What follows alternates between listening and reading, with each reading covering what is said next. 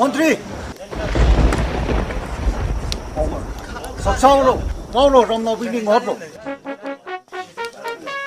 Ngamino, Hill, now we come. Ramini, let the clay on me now. Chingom Chata Pangawi, Chingom Ham did the Pangawi. Miano Katong, Ongo, Shimri, Ramino, Kachikatana, nothing high. Are we talking, sir? When an open and declared war aggression was inevitable, the warring village sent a messenger with a parcel enclosing bark, charcoal, chili powder, and thatching grass, each with respective symbolic meaning to the enemy village to give the message of war. The safety of the messenger was guaranteed by the customary law which cannot be evaded. Bark symbolizes animals' hides, implying the participation for war by killing animals.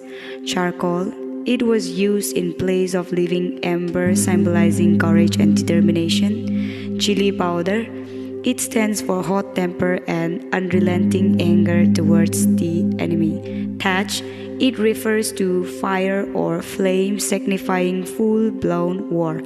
After the message of war was sent to the enemy village through the messenger, preparation for war was started. On the eve of the war, the village chief initiates the rites of Kareng Sa for the warriors of the village.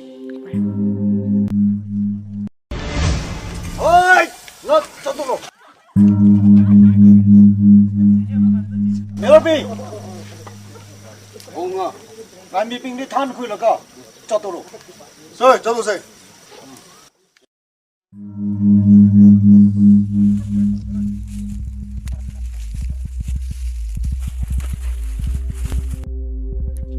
Ringui war dance. In the traditional society, the Nagas were regarded as headhunters. This unique practice of headhunting has set the Naga nation apart from the rest of the world. Tangkul as a Naga tribe was not exempted from this unique practice.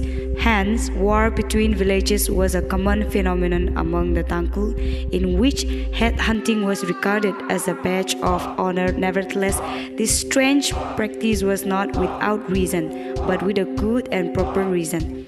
Thus, qualities like morality, integrity, responsibility, duty, sacrifice, etc. were inextricably engulfed in the story of headhunting. Tangkul village society used different techniques of war such as guerrilla warfare, kidnapping, open and declared aggression, etc.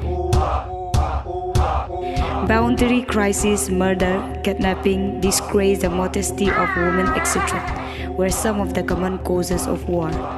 When an open and declared war aggression was inevitable, the warring village sent a messenger with a parcel enclosing bark, charcoal, chili powder, and thatching grass, each with respective symbolic meaning to the enemy village to give the message of war. The safety of the messenger was guaranteed by the customary law which cannot be evaded. Bark symbolizes animals' hides, implying the participation for war by killing animals. Charcoal, it was used in place of living ember, symbolizing courage and determination. Chili powder, it stands for hot temper and unrelenting anger towards the enemy. Thatch, it refers to fire or flame, signifying full-blown war.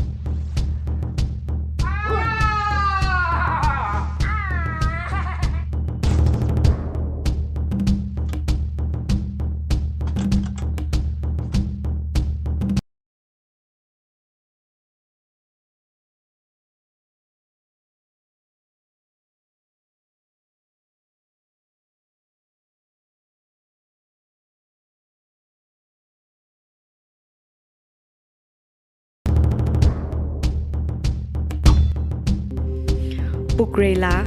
In the traditional Tongou society, a woman from another village married to a man of a village was given to the title Pukrela. It is a position and an authority given to execute a peace mission with the warring groups. Thus, Pukrela is a peacemaker, peace negotiator, and mediator. Pukrela enjoys special protection from both warring villages, and her safety was guaranteed by traditional customary law and the culture of the land. If she was hurt by any party, then her maiden village along with all other villages would pool together to fight and ravage the village which did her harm to dust. In the event of war, when the war went out of control, Pukrela, holding a V-shaped stick locally called zaiting or kanting, would interpose in the middle of the warring villages.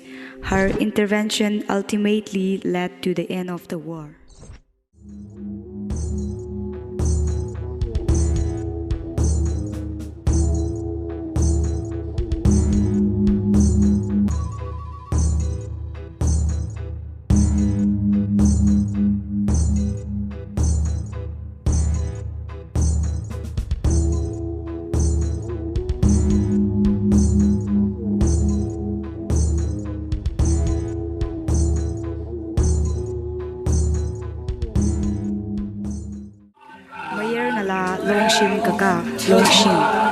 After coming to age, every boys and girls until their marriage go to Longshim, which is commonly understood as a dormitory for the unmarried male and female. Though there is a separate dormitory for different sex, both functions as an educational institution where all the required skills for life are taught and learned. Elders passed on the traditional knowledge, costumes, culture from generation to generations through oral narrative, songs and dance, tales, wood carving, weaving, and moral lessons while in the Longshim.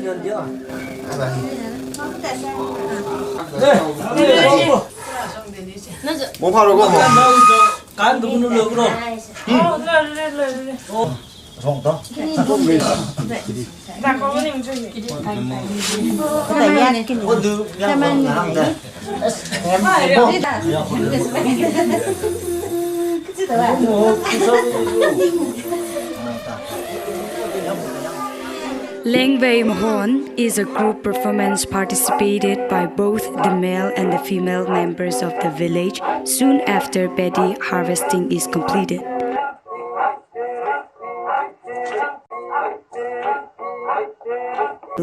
They are packed in a huge sack made of kachon, traditional clothes.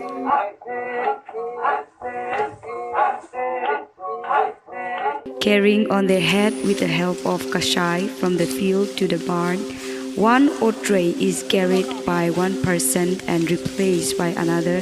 When tired by one oat tray is lifted, it reaches the barn without any stoppage.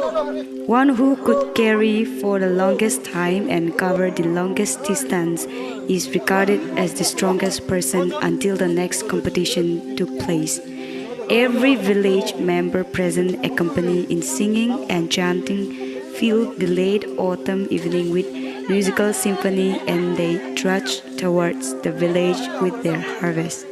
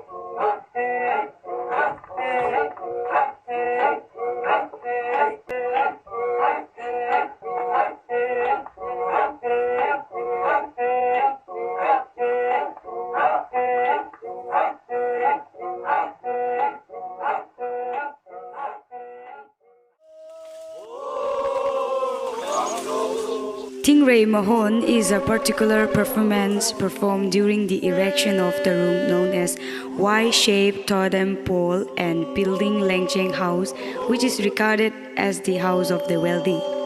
It involves feasting, dancing, singing, and animal sacrifice participated by the entire member of the village.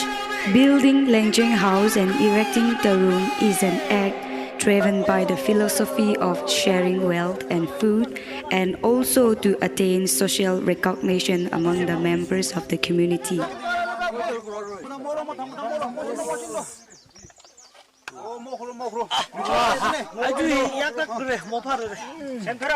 In front of every Lengcheng house, the rooms were erected to signify the status of the owner.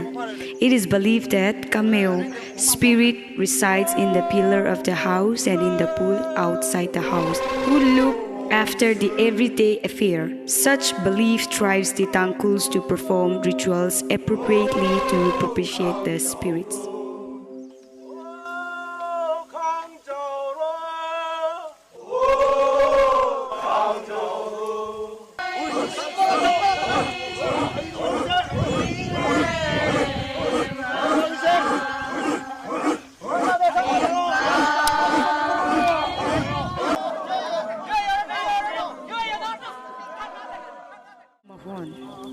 Among the Tangkuls, Tisham Mohon is the grandest dance performance performed during the Tisham festival. Tisham festival, also called the Soul Departure Festival, is the biggest festival to part of the souls of the dead from the living. It is believed that even after death, the soul of the person continues to live with the living until appropriate rituals are performed during this festival. This festival is celebrated usually after the harvest of Bati, and the festival marked the ending season of the year. During the festival, the souls of the dead who had passed away during the particular year were sent off to a place called Kazairam, the land of death. Since there is a belief that the deceased soul will live at Kazairam, the family of the deceased arrange a dance performance investing huge amount of wealth in order to let their deceased family members live with dignity in the land of death. During this performance, Tila Kapho, who enacts the role of the deceased, wore a particular headgear called the Vakui, which is decorated with different colors of feathers and ngalamu, woman's miniature, displaying the status of the deceased person.